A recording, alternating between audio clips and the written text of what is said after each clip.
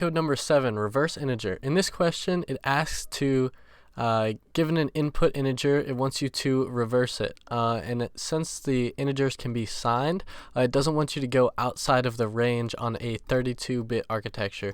So basically, what it's saying is if it's outside of this range, or it throws an exception in Java, then you can go ahead and return 0. So using that information, the best way that we can go about doing this is we're going to first start by creating a string, and this string will be the absolute value of this signed integer x, and then to turn an integer into a string, you could just do that with Java. Then you can go ahead and get the int size, which you really don't need to do this, but yeah, we can actually skip that and just do it in line. Then we can just do string builder. So we're going to be doing all of the reversal stuff with strings. Equals new string builder, and then we can go ahead and loop through int I is equal to s dot length minus 1. I is greater than or equal to 0, so we're going to loop starting from the end, and then we're going to go down, decrease the length. So basically we're going to start at the last character and then go all the ways to the first character. And then in the string builder, we can just go ahead and append the char at s dot char at, and then we'll just do I.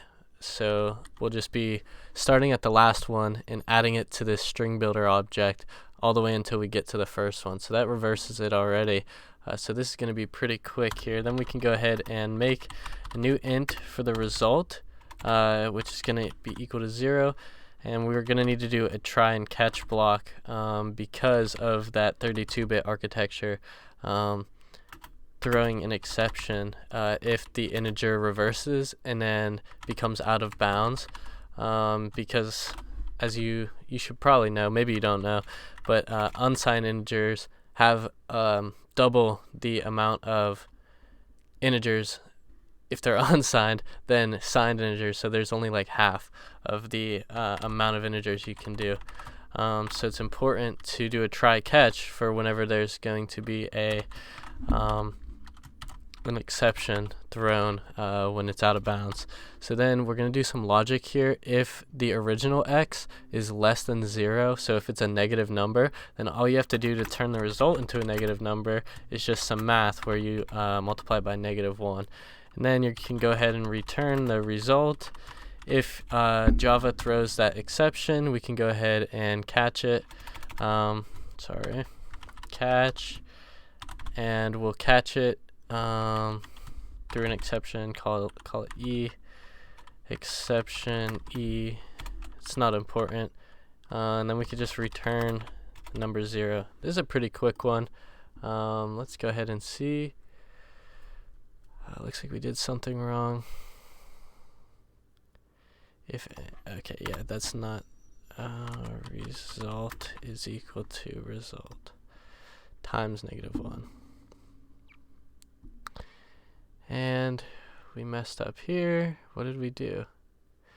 It's got to be a capital E in exception because, duh, we're just stupid. Just kidding, but there we go. As you see, we finished that up. Here's the solution. Hope you guys enjoyed the video. Don't forget to leave a like, comment, and subscribe. And thanks for watching.